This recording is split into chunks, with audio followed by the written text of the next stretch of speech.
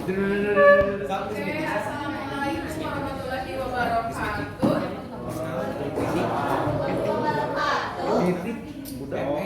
Oke, yang nggak hadir hari ini itu ada 4 orang, betul? 4 orang, 2 orang lagi belum ada keterangan, tapi siapa aja Bu? Jadi Sarah, Candika, Deliana, dan Muhammad Rizky. Yang belum ada keterangan itu Candika dan Muhammad Rizky. Tolong ditanyakan kembali ya untuk 2 orang kembali. Nah, hari ini kita akan belajar teks cerpen, yang mana teks cerpen itu sudah tidak asing lagi bagi teman-teman. Karena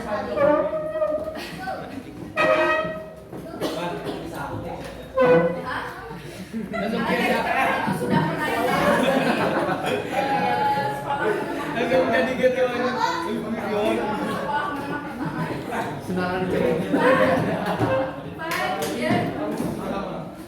apa itu teks cerpen?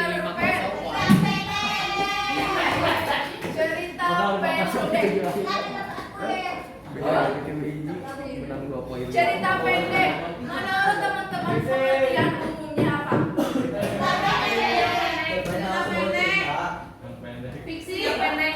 Hanya memiliki 5.000 sampai 10.000 kata. Maksimal itu 10.000 kata. Cerpen cerita pendek. Nah, di sini ada pengertian umum dari cerpen. Cerpen adalah salah satu bentuk karya sastra prosa yang bersifat fiksi dan memiliki satu konflik dalam cerita. Nah, kemudian di sini ada pengertian dari salah satu ahli, yaitu Sumardo dan Saini, yang mana mereka ini menyatakan bahwa cerpen adalah cerita fiksi atau tidak benar-benar terjadi, akan tetapi bisa saja terjadi kapanpun dan dimanapun, yang mana ceritanya relatif pendek. Ya. Kemudian ada ciri-ciri teks cerpen. Arul, coba bacakan yang poin pertama. Ya. Terfokus pada satu tokoh. Cerpen itu tidak terlalu banyak tokohnya. Karena ceritanya relatif pendek, maka tidak akan terlalu banyak tokoh dan hanya terfokus pada satu tokoh. Kemudian 2, Akira. Ceritanya tidak lebih dari 10.000 kata. Ceritanya tidak lebih atau maksimal dari 10.000 kata. Karena kalau lebih dari 10.000 kata maka bisa disebut dengan novel. Kemudian ya kan ada tingkatannya. Lebih dari 1 kata namanya kamus. Kalau dari kalimat Kamus. jadi apa? Seperti itu. Kemudian poin ketiga, Hasan. Memiliki puncak. Tidak seperti novel-novel pada umumnya atau cerita panjang pada umumnya. Cerpen itu hanya memiliki puncak masalahnya yang lumayan singkat dibanding dengan novel atau cerita panjang lainnya. Karena ceritanya relatif pendek, maka puncak masalahnya pun akan lebih cepat. Poin keempat, ada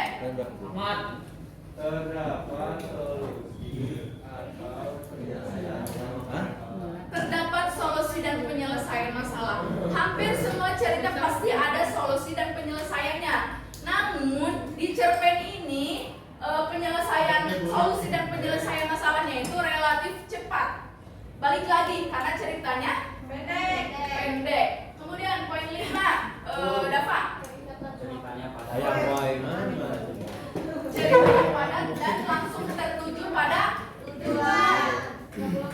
Tidak berbelok-belok, tidak terlalu ribet, tidak seperti novel atau kisah-kisah drama lainnya. Cerpen itu ceritanya sangat dan bisa dibaca sekali. Langsung cager tuh Ya. Kemudian poin ke-6, Syafa. Alur yang singkat membuat cerpen tidak memiliki tokoh yang banyak. Alur yang singkat, maka cerpen itu tidak memiliki tokoh yang Banyak. Nah, kembali lagi ke poin yang pertama tadi, hanya terfokus pada satu Tokoh.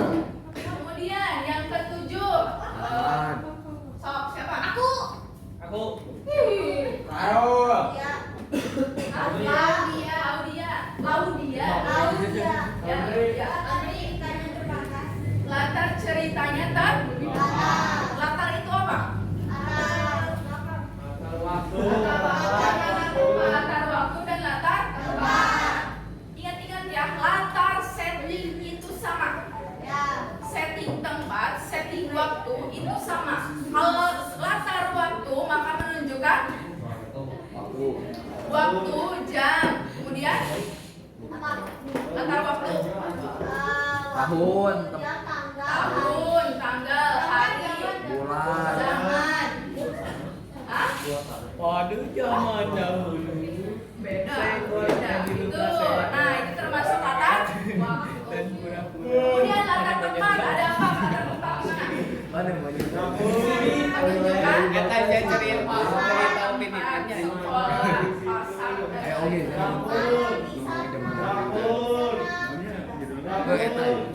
kemudian ada fungsi teks cerpen. Nabila, baca poin pertama. Buku si Bode.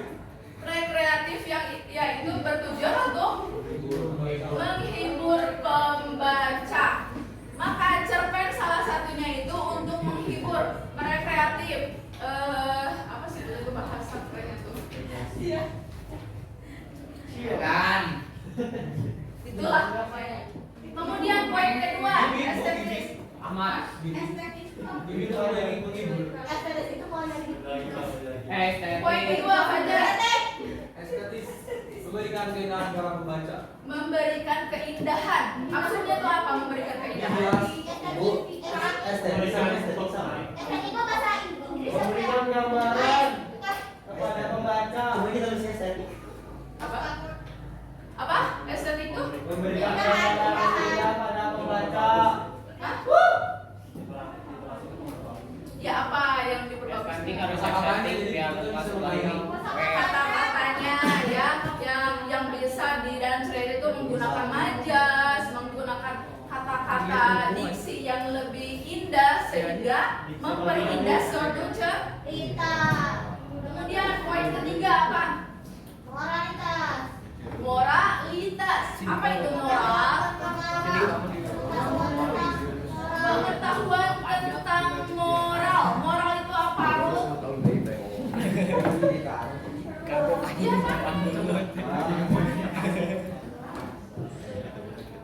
Arvin, moral itu apa?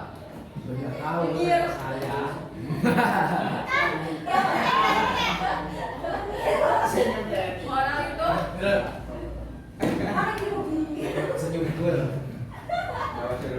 Mindi. Moral itu apa, Mindi? Memberikan suasana baik. Hah? Iya, pesan moral beda katanya. Ada kapas ini gerak. Nggak tahu ibu. Sama. Beda, pesan dan moral itu beda. Moralnya kayak amanat, kayak pelajaran. Nggak tahu bu. Sebuah pelajaran atau adab. Tahu adab?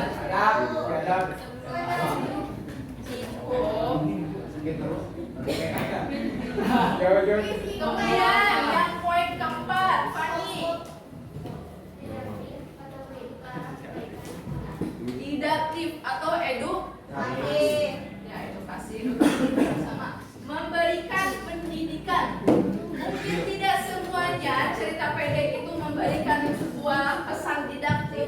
Namun ada beberapa cerita yang memang menjurus kepada atau mengkhususkan ceritanya untuk edukasi. Kemudian yang nomor 5,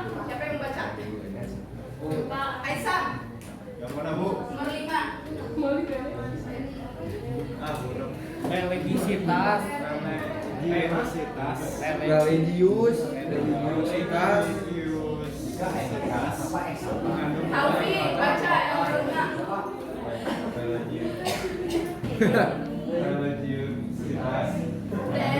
Religiusitas atau mengandung nilai keagamaan atau teladan. Memang tidak semua cerita pendek itu mengandung nilai keagamaan. Namun ada beberapa cerita yang memang terfokus pada poin keempat. Nah, sekarang kita masuk ke nilai-nilai kehidupan dalam teks cerpen. Iko, baca poin pertama.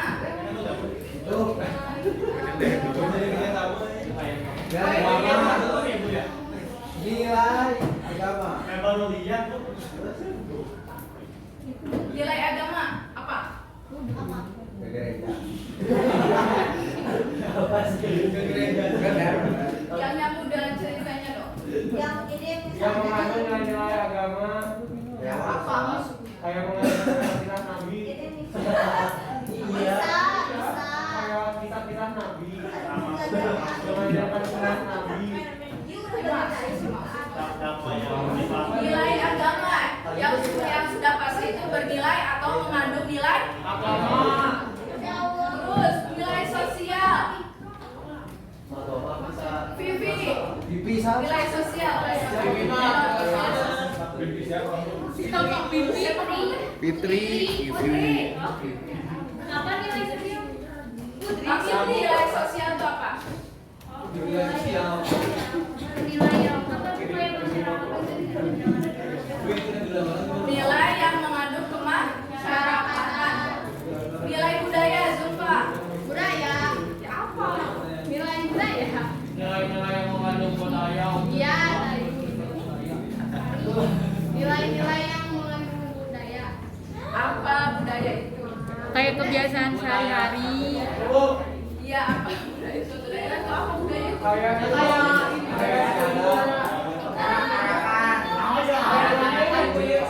kayak dongeng.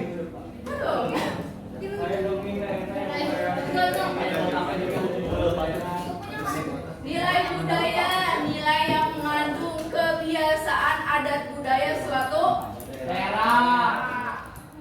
Kemudian nilai ekonomi. Dika. Dika belum ditanya. jangan diganti dulu Apa Dika nilai ekonomi? Kirim kok. Kirim. Apa?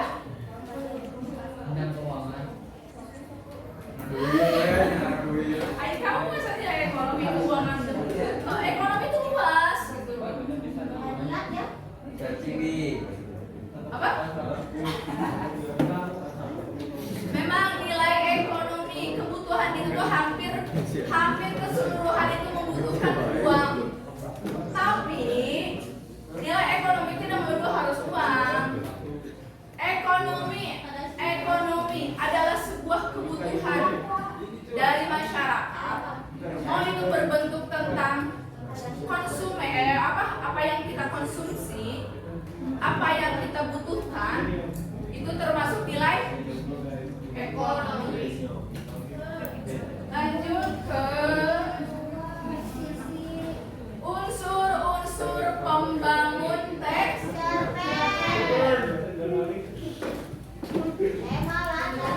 Aris, sebutkan poin pertama. Tema itu apa? Pokok pikiran. Apa? Tema? Aris? Pikiran.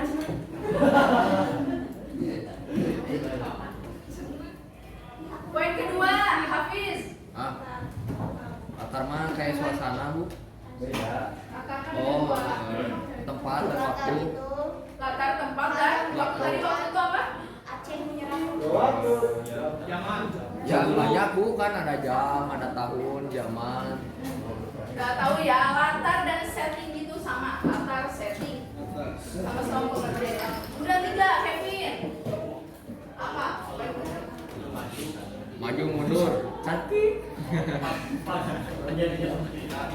Ya. Ada berapa alur itu? Maju, alur mundur, alur maju mundur. Mau. Alur maju, alur mundur, dan alur maju mundur.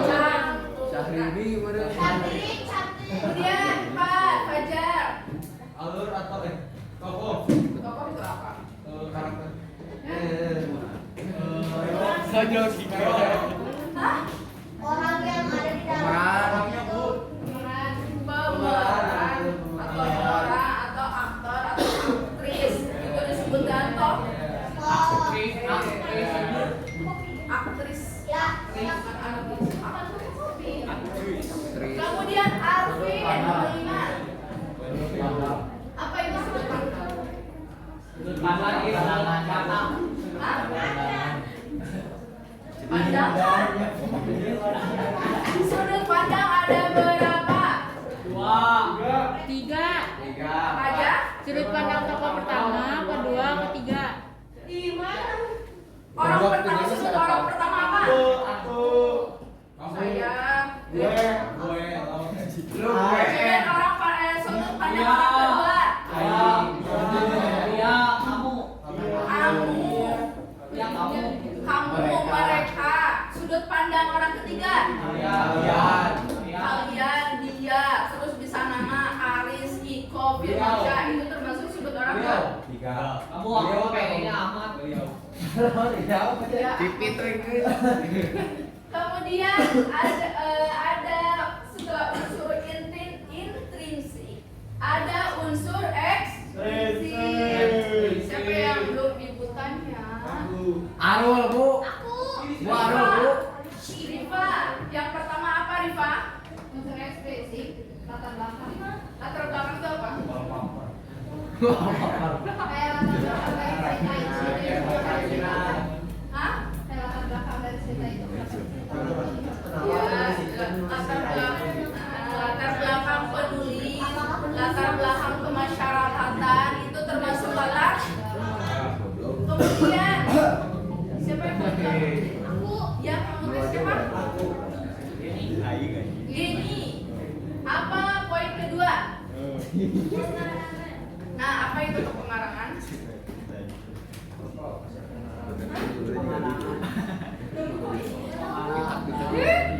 Aku sama jelasin. Ada aslinya apa nggak tahu. Saksinya lupa siapa namanya? Rani. Rani. Apa itu pengarangan Rani?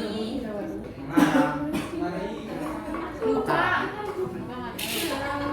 Jangan cerita. Nah, pengarang itu apa? Penulis. Berarti latar belakang dari latar belakang dari apa namanya itu ke pengarangan itu apa sebabnya si pengarang itu menulis cerita yang disebutkan atau yang kemudian materi terakhir Nabila bacakan judulnya. Macam-macam gaya bahasa Syafa. Poin pertama bacakan.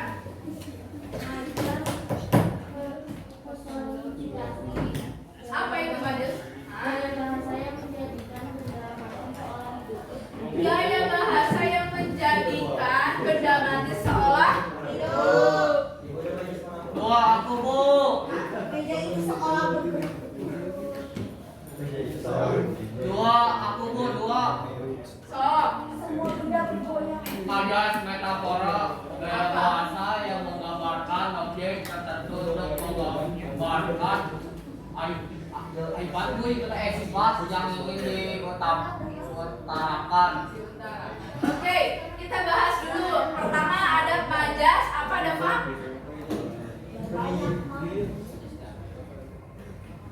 Poin pertama tadi apa?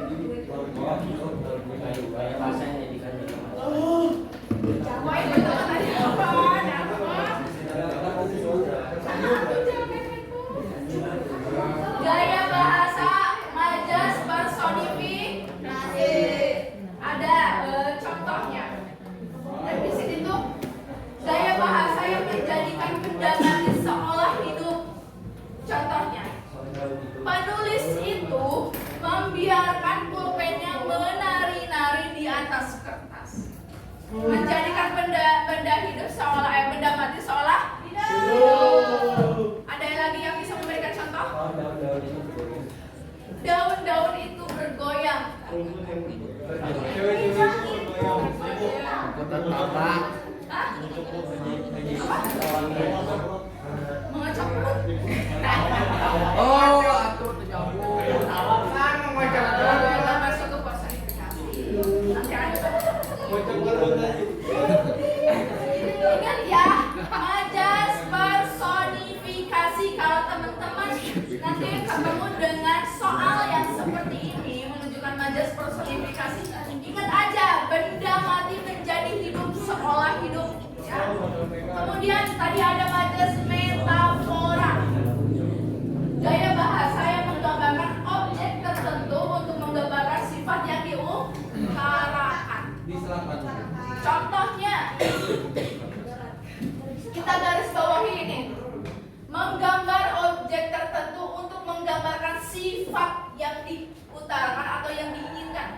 Ingat ya, garis besarnya sifat, menggambarkan sifat. Nah, di sini ada contohnya. Nina adalah anak emas kebanggaan sekolahnya. Arti dari atau makna dari anak emas itu apa? Anak kebanggaan. Anak kebanggaan. Anak unggulan. Terus Yang selalu Paling pintar lah, dibanggakan. mantap pokoknya.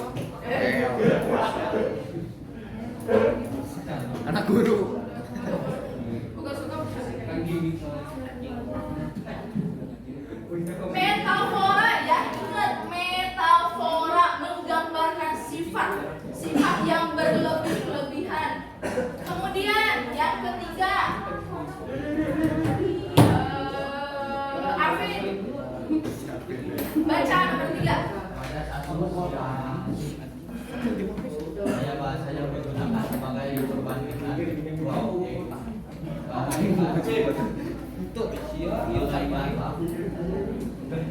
Majas asosiasi, yang mana gaya bahasanya digunakan sebagai perbandingan sebuah objek. Ingat ya, gaya bahasa atau majas perbandingan itu adalah asosiasi, yang mana biasanya suka ada kata bagaikan atau bak.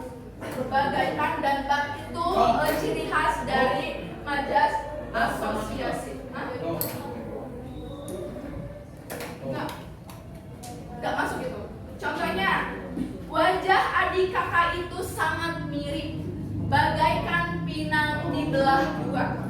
Itu kan sebuah majas yang mana menggambarkan seolah-olah atau menggambarkan perbandingan, yang mana adik kakak ini dibandingkan dengan pinang yang dibelah dua.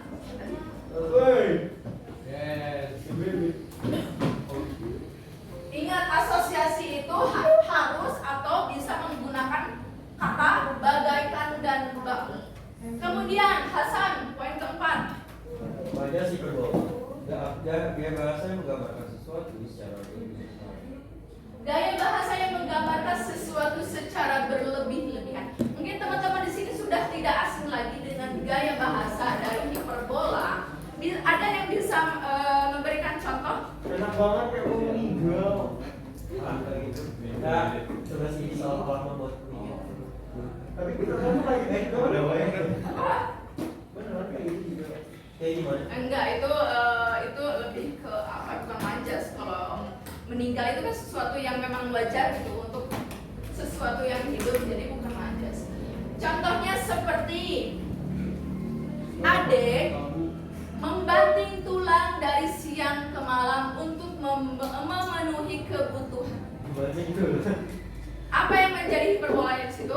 Banting tulang. Kalau kita berpikir secara logis, membanting tulang yang dibanting itu sesuatu hal yang tidak masuk akal. Kenapa tulang dibanting-banting gitu? Tetapi di sini hiperbola ini ingin menggambarkan begitu kerasnya kerja keras dari Ade, sehingga Ade membanting tulang.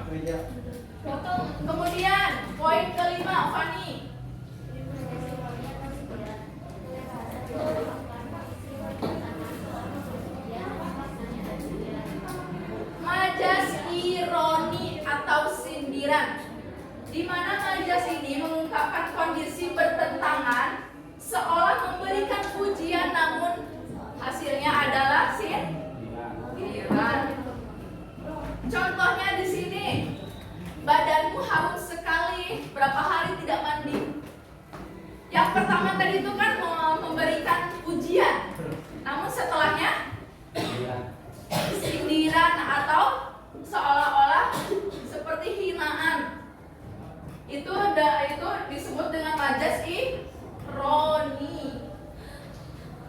Sila baca poin ke-6.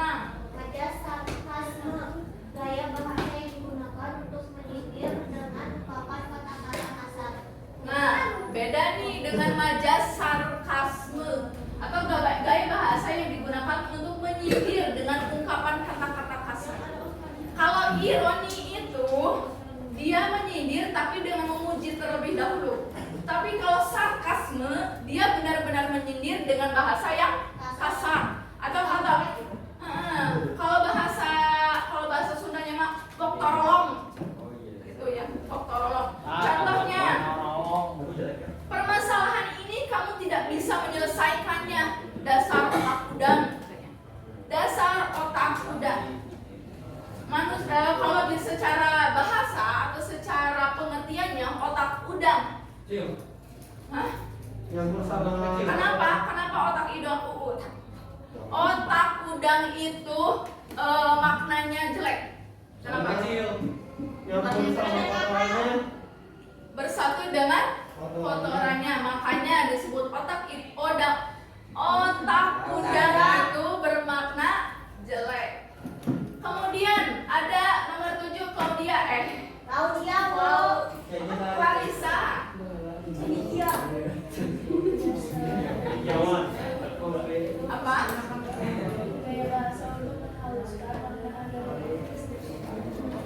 Majas eufemisme. Mungkin teman-teman jarang mendengar majas eufemisme. Namun untuk zaman sekarang eufemisme itu sangat digencarkan. Contohnya ada sebuah kalimat, penyandang tunarungu tetap bisa mengakses layanan perpustakaan. Di sini yang menjadi majas eufemismenya apa? Tunarungu. Tunarungu itu apa? Tidak bisa mendengar.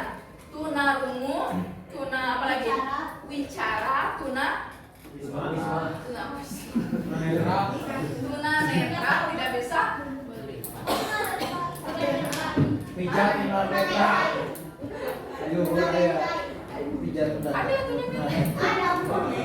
tuna itu Sambuletan. Lumpuhkanlah ingatanku. ingat ya, eufemisme gaya bahasa yang lebih sopan untuk mengungkapkan sesuatu.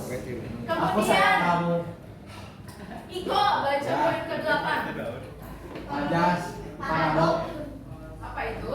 gaya bahasa perbandingan dari kondisi yang berlawanan dengan fakta yang sebenarnya.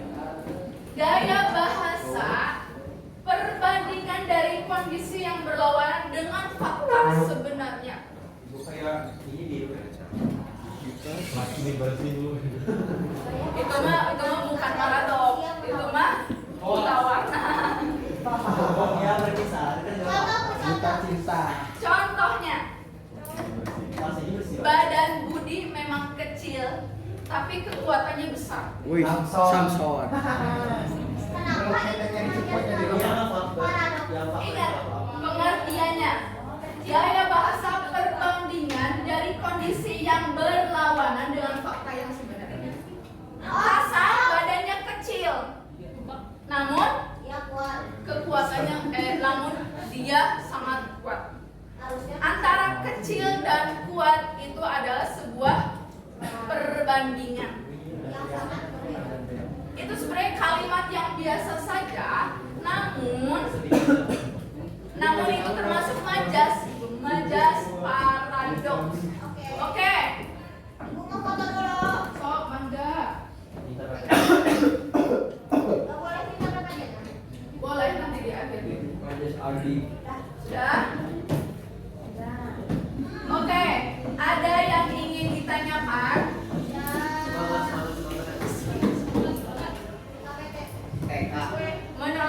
Menurut teman-teman, ada majelis lagi nggak selain ini? Sepak bola. Hah? Majlis sepak bola. Parabola teh buat Tadi kan ada hiperbola. Ya, para mau matu jam TV, ayo.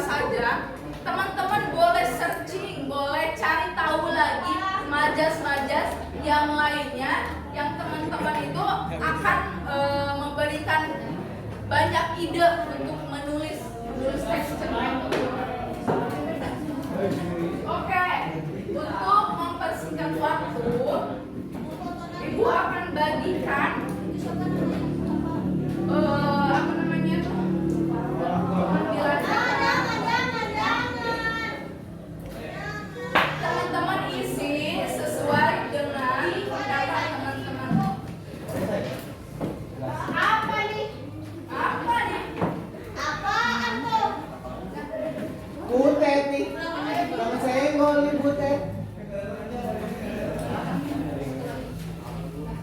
Butet di mari ada butet dan Ini lari. kenang-kenangan yang responden hadiah. Sama responden responden Responden. Asli gak ada dan cek sama aku balik Itu headset siapa? Mau ibu ambil? Dicek di situ. Ibu, ya, dicek di Instagram Asep tulis. Ade Kausar Firmansyah. Firman. Ibu kalau tengah-tengah Lah, ya saya coba panggilnya.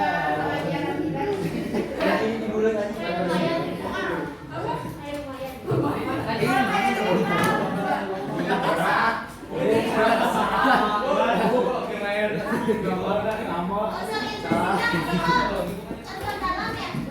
Bisa tipek euy. Tipek ku. Ran, ada tipek ku. Kayaknya nggak ada deh.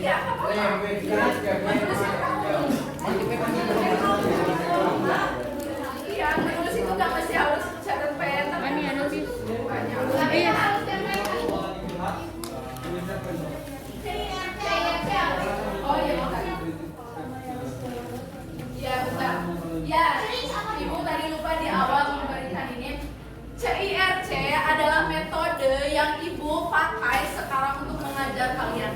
Di mana CIRC itu bertujuan untuk meningkatkan minat siswa untuk membaca dan menulis. Contohnya, seperti di awal kita pembelajaran kemarin itu ada namanya estafet membaca.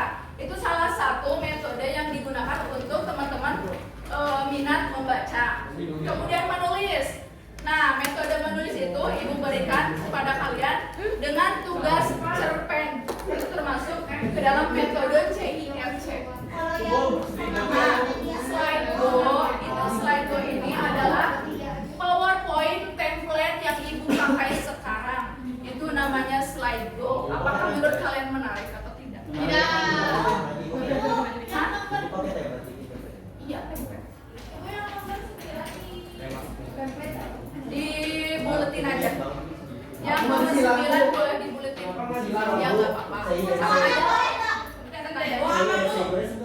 Hah? Ada bahasa Inggris itu lupa lagi. Ibu, ini harus pilih satu. Boleh lagu berapa? Boleh lebih lah, bukan terusnya kayak yang dari kemarin Ada alasan-alasannya. Juga bingung. Dua mau berapa boleh? Sok enggak. Apa? Slide go itu yang template. Apa? Terserah gimana Hasan mau buletin, mau disilang asal jangan surat.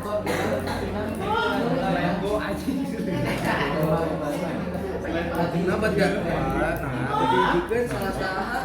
Iya, macamnya sedih itu.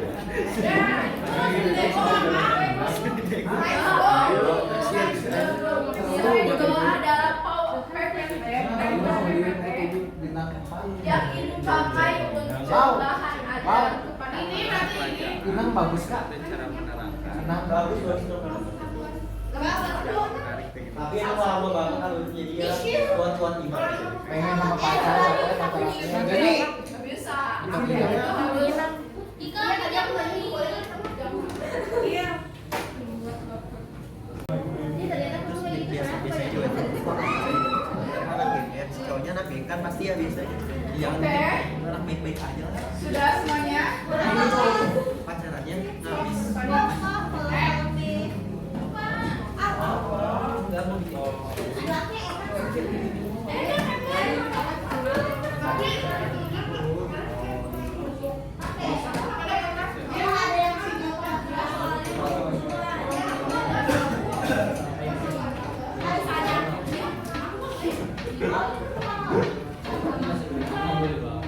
Yang